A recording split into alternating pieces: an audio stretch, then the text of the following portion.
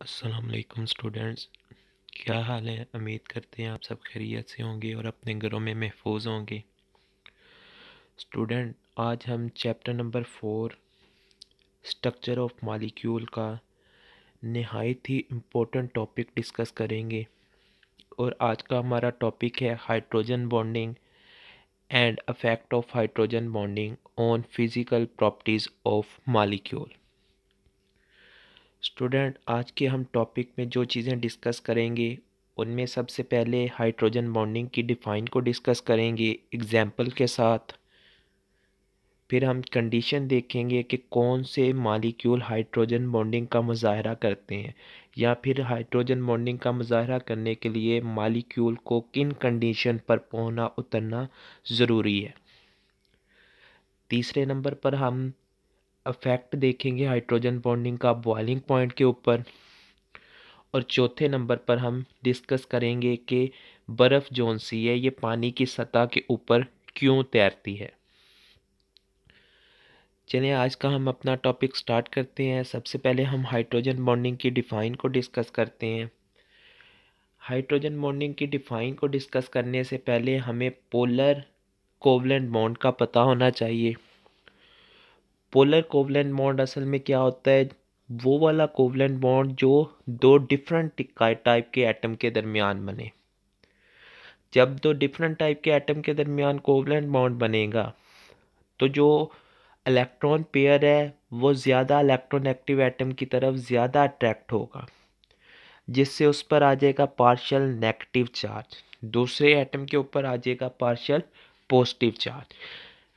अब hydrogen bonding में क्या होता है कि एक मॉलिक्यूल जौन सा है उसका partial positive charge hydrogen atom जब दूसरे मॉलिक्यूल के पार्शियल नेगेटिव एटम को अट्रैक्ट करता है अपनी तरफ और उससे जो बॉन्ड बनता है उसको हम कहते हैं ये हाइड्रोजन बॉन्डिंग है। यानी बेसिकली दो मॉलिक्यूल के दरमियान हाइड्रोजन बॉन्डिंग बनेगी। दो मॉलिक्यूल में से एक मॉलिक्यूल का पार्शियल पॉजिटिव हाइड्रोजन एटम जौन सा है वो दूसरे मॉलिक्यूल के पार्शियल नेगेटिव एटम को अट्रैक्ट करेगा। वो पार्शियल नेगेटिव एटम ऑक्सीजन भी हो सकता है, क्लोरीन भी हो सकता है, फ्लोरीन भी हो सकता है।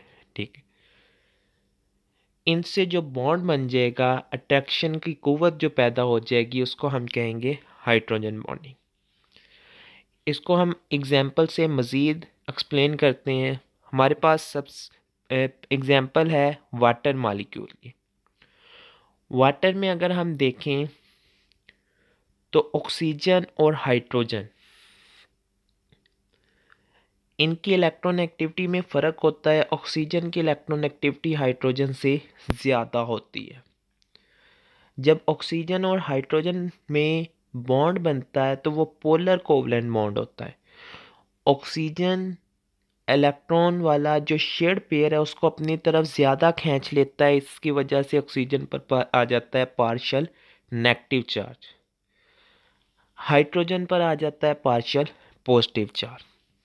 अब जैसे एग्जाम्पल में दो वाटर के मॉलिक्यूल हैं, इसमें वाज़िया हमें पता चलता है कि एक वाटर के मॉलिक्यूल का पार्शियल पॉजिटिव हाइड्रोजन एटम दूसरे वाटर के मॉलिक्यूल के पार्शियल नेगेटिव ऑक्सीजन एटम को अट्रैक्ट कर रहा है और एक बॉन्ड बना रहा है। उस बॉन्ड को हमने क्या कहा हुआ है? Hydrogen bonding. हाइड्रोजन बॉन्डिंग के लिए जो कंडीशन होना लाजमी है उनमें सबसे पहले हाइड्रोजन बॉन्डिंग को किन मॉलिक्यूल में पाई जाती है? परमानेंट पोलर मॉलिक्यूल के अंदर हाइड्रोजन बॉन्डिंग मौजूद होती है। हाइड्रोजन बॉन्डिंग असल में एक स्पेशल टाइप की इंटरमॉलिक्यूलर फोर्स है। इसे हम यूनिक डाइपोल इंटरेक्शन भी कह सकते हैं। जैसे हमने पिछले कल के टॉपिक में डाइपोल डाइपोल इंटरेक्शन हमने डिस्कस किया, तो ये भी एक डाइपोल इंटरेक्शन ही है। अब हाइड्रोजन बॉन्डिंग किन मॉलिक्यूल में डेवलप होगी? वो वाले मॉलिक्यूल जिनमें हाइड्रोजन एटम है और हाइड्रोजन एटम आगे ज़्यादा इलेक्ट्रॉन एक्टिविटी वाले एटम के साथ अटैच है और हाइड्रोजन एटम जिस एटम के साथ अटैच है उसके पास इलेक्ट्रॉन का लोन पेयर भी मौजूद है। यानी 3 बातें हैं यहाँ पर। मॉलिक्यूल में हाइड्रोजन एटम होना चाहिए, हाइड्रोजन एटम आगे जिस एटम से अटैच है उसकी इलेक्ट्रॉननेगेटिविटी ज़्यादा होनी चाहिए, हाइड्रोजन एटम जिस एटम से अटैच है उसके पास इलेक्ट्रॉन का लोन पेयर भी होना चाहिए। अगर एक मॉलिक्यूल में ये 3 कंडीशन है तो वो वाले मॉलिक्यूल का हाइड्रोजन एटम जो सा है वो हाइड्रोजन बॉन्डिंग में हिस्सा लेगा।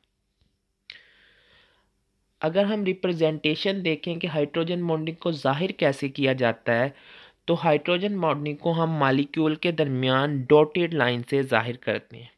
जैसे नीचे एग्जाम्पल में हमने वाटर मॉलिक्यूल के दरमियान हाइड्रोजन बॉन्डिंग को जाहिर किया हुआ है। अब हम डिस्कस करते हैं कि हाइड्रोजन बॉन्डिंग का अफेक्ट क्या होता है बॉइलिंग पॉइंट पर, या फिर हाइड्रोजन बॉन्डिंग का फिजिकल प्रॉपर्टीज़ पर क्या अफेक्ट होता है। हाइड्रोजन बॉन्डिंग जोन सी है ये मेनली मॉलिक्यूल की फ़िज़िकल प्रॉपर्टीज़ पर अफेक्ट करती है। फ़िज़िकल प्रॉपर्टीज़ में बॉइलिंग पॉइंट पर सबसे ज़्यादा अफेक्ट होता है इसका। जैसे हम एक एग्जांपल देखते हैं, हमारे पास वाटर है, उसका बॉइलिंग पॉइंट 100 डिग्री सेल्सियस है, और अल्कोहल है उसका बॉइलिंग पॉइंट 78 डिग्री सेल्सियस है। अब पानी का बॉइलिंग पॉइंट अल्कोहल से ज़्यादा है, उसकी वजह क्या है? क्योंकि पानी में स्ट्रॉन्ग हाइड्रोजन बॉन्डिंग पाई जाती है अल्कोहल की निस्बत। तो यहाँ से हम ये बात कह सकते हैं कि वो मॉलिक्यूल जिसमें जितनी ज़्यादा स्ट्रॉन्ग हाइड्रोजन बॉन्डिंग होगी उसका बॉइलिंग पॉइंट उतना ही ज़्यादा होगा। नेक्स्ट हम बहुत इम्पोर्टेंट फिनोमिना डिस्कस करते हैं। वो फिनोमिना कौन सा है? Floating of ice over water, बर्फ़ का पानी के ऊपर तैरना। जो आइस है ये पानी के ऊपर हाइड्रोजन बॉन्डिंग की वजह से ही तैरती है। अगर हम डेंसिटी देखें आइस की 0 डिग्री सेल्सियस पर, तो वो 0.917 ग्राम पर सेंटीमीटर क्यूब होती है, और पानी की डेंसिटी 0 डिग्री सेल्सियस पर 1 ग्राम पर सेंटीमीटर क्यूब होती है। यानी कि बर्फ़ की डेंसिटी पानी की डेंसिटी की निस्बत कम होती है सेम टेम्परेचर पर, और टेम्परेचर कौन सा है? 0 डिग्री सेल्सियस। अब इसकी वजह क्या है कि पानी की डेंसिटी जोन सी है ये बर्फ़ से ज़्यादा क्यों है, या फिर बर्फ़ की डेंसिटी पानी से कम क्यों है?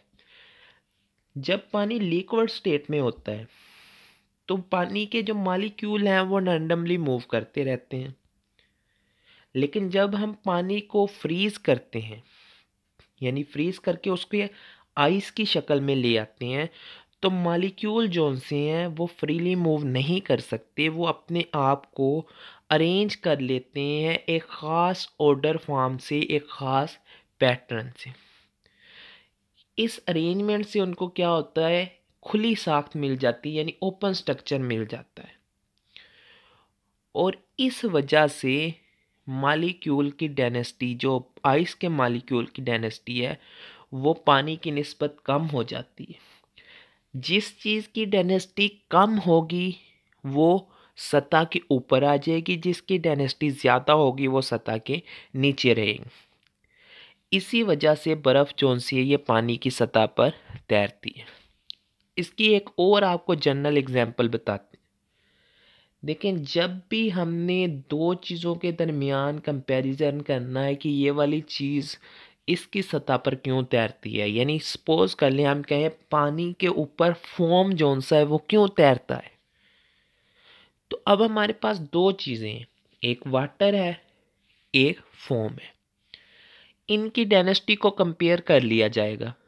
जिसकी डेंसिटी ज़्यादा होगी वो सतह के नीचे रहेगी, जिसकी डेंसिटी कम होगी वो सतह के ऊपर आएगी। जैसे बिल्कुल आइस और वाटर, अब यहाँ पर भी दो मीडियम है, एक आइस है एक वाटर है, तो जिसकी डेंसिटी कम होगी वो सतह के ऊपर रहेगी, जिसकी डेंसिटी ज़्यादा होगी वो सतह के नीचे होगी।